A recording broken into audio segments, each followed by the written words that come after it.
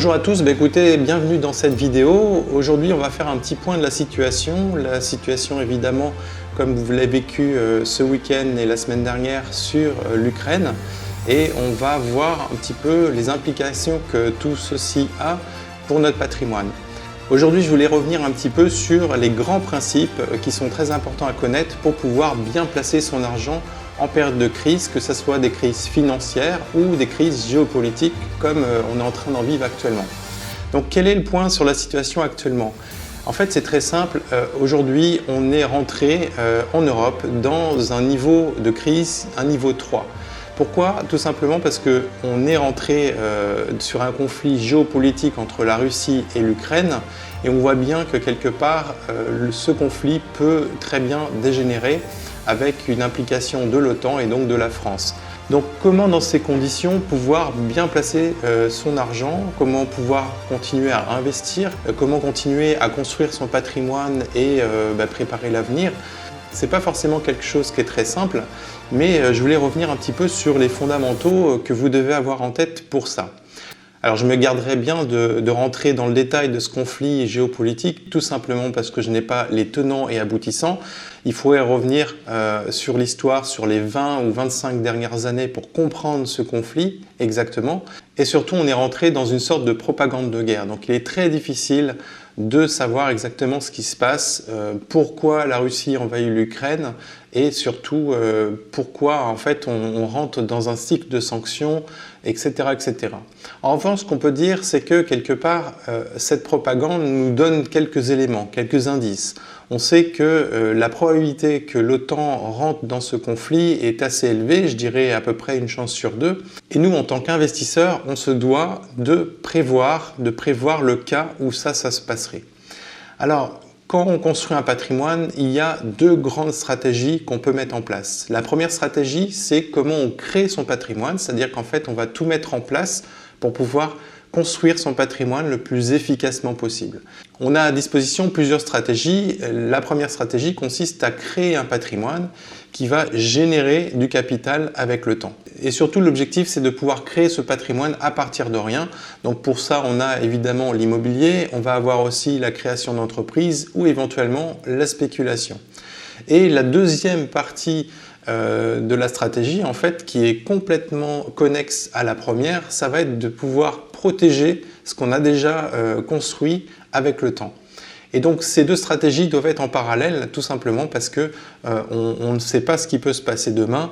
Et donc dès le moment où on commence à mettre en place une stratégie qui va générer du capital, il va falloir qu'on mette en face une stratégie qui va aussi permettre de protéger ce patrimoine.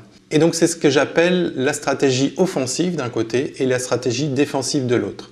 Dans des situations comme ça où c'est très tendu au niveau géopolitique, en fait ce qui se passe c'est que le papier perd toute sa valeur très rapidement.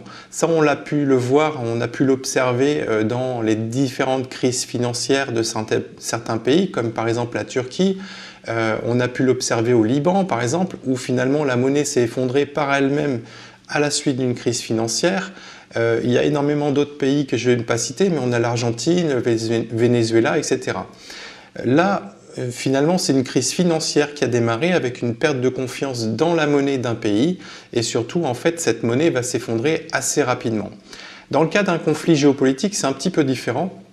Puisqu'en réalité, c'est les mêmes mécanismes. On a une perte de confiance, c'est-à-dire que par exemple en Russie, ce qui se passe actuellement, c'est qu'énormément de gens vont retirer leur rouble directement sous forme papier pour éviter l'effondrement du système bancaire. Le problème, c'est que souvent de fois, ça fait exactement l'effet inverse. C'est-à-dire que tout le monde part directement chercher son cash et ça met en difficulté les banques. Donc qu'est-ce qu'il faut faire justement quand on arrive dans des situations pareilles qui sont relativement rares en fait dans l'histoire? C'est quelque chose de très récurrent, ça vient de manière très récurrente dans l'histoire, c'est tous les 80 ans, tous les 70 ans, ça va dépendre des pays, ça va dépendre des situations, mais en réalité ce qui se passe, c'est qu'en quelques mois seulement, en fait, on a une perte de confiance dans la monnaie nationale. Ça peut être l'euro, ça peut être le rouble, ça peut être le dollar, ça peut être toutes les autres monnaies. Et ce qui se passe, c'est que tout le papier perd de sa valeur très rapidement. Alors quand je parle de papier, je parle des obligations d'État, les fameux fonds en euros. Je parle aussi de tous les actifs qui sont libellés uniquement en euros. Donc ça peut être le cas, par exemple, de votre cash en banque. Ce qu'il faut savoir, c'est que le cash dans une banque, c'est une dette de la banque envers nous.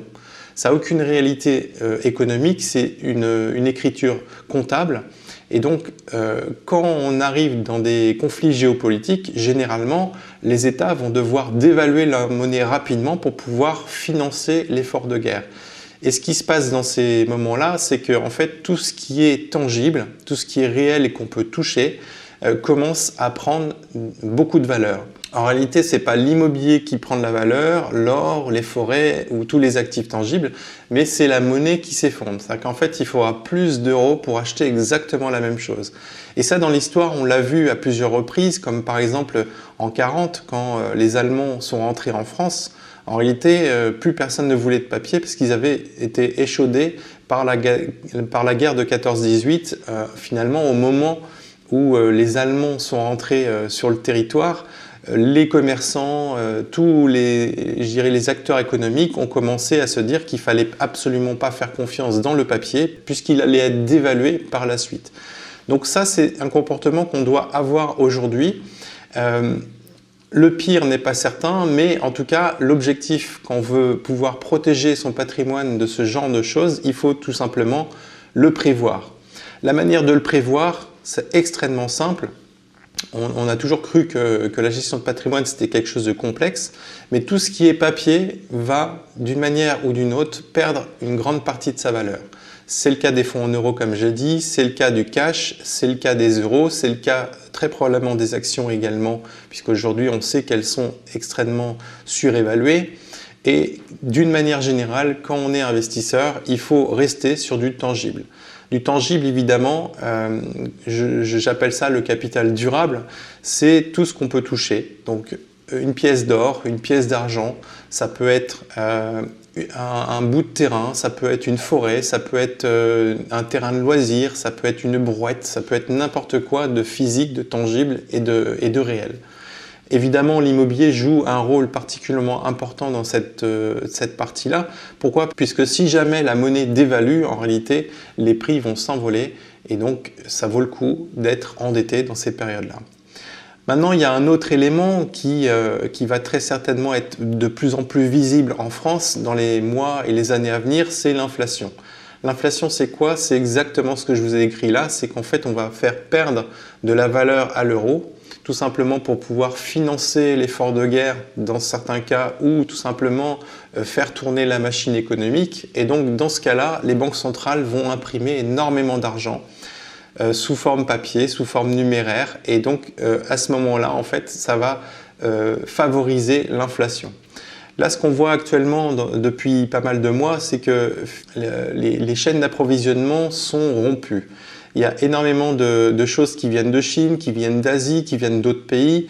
Et ces choses-là sont de plus en plus chères, tout simplement parce que tout augmente.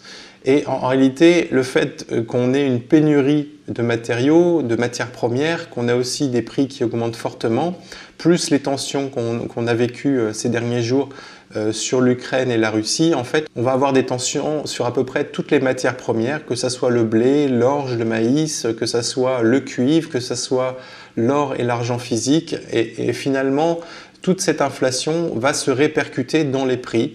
Pourquoi? Parce que quand on construit une voiture, par exemple, il faut du fer, il faut des métaux précieux, il faut à peu près tout ça. Et donc forcément, si tous les matériaux de base, ferreux ou non ferreux, et toutes les matières premières augmentent, derrière le produit final va fatalement augmenter. Et en plus, il y a une course effrénée à beaucoup de pays à aller chercher le plus possible de gaz, le plus possible de pétrole, etc. pour pouvoir préparer l'avenir. Donc dans ces conditions, l'objectif, c'est vraiment de rester sur du tangible, du réel et justement d'éviter l'argent papier. L'argent papier, aujourd'hui, on sait qu'avec l'inflation, avec les conflits géopolitiques, il va très certainement perdre une grande partie de sa valeur. Et donc, il va falloir faire attention à protéger votre patrimoine de cette inflation. Et évidemment, des potentiels blocages qu'on pourra avoir à ce moment-là. Alors si vous voulez en savoir plus sur tous ces phénomènes-là d'inflation, de perte de valeur de la monnaie, etc., qui peuvent avoir une influence très forte finalement sur votre patrimoine, j'ai préparé un guide qui s'appelle Plan B anti-crise. Donc c'est comment vous allez pouvoir élaborer un véritable plan B anti-crise pour votre argent. L'objectif, c'est de redevenir maître de votre argent, d'investir de manière avisée, peu importe la conjoncture. Donc quand on rentre dans une crise de ce type-là, ça peut être une crise systémique, ça peut être une crise financière ou une crise géopolitique. Et donc votre patrimoine va pouvoir résister à toutes ces crises. Et pour ceux qui veulent aller encore plus loin, qui veulent créer un patrimoine solide qui génère des revenus stables, même en période de crise, j'ai mis en place une formation qui s'appelle l'investisseur puissance 10. Dans cette formation, je vais vous révéler ma méthode pour pouvoir investir sur le long terme, sans se tromper, et même en période incertaine comme en ce moment. Cette méthode que j'appelle la méthode privilège va vous permettre de sélectionner les meilleurs actifs, ceux qui sont le plus efficaces et qui vont permettre de traverser le temps. Et surtout, l'idée, c'est de trouver la bonne proportion, la proportion idéale pour faire croître et protéger votre patrimoine en même temps. Donc pour ceux qui veulent aller plus loin, je vous laisse découvrir l'investisseur puissance 10. Ça va vous permettre de tout savoir sur la création, la gestion et la protection de votre patrimoine.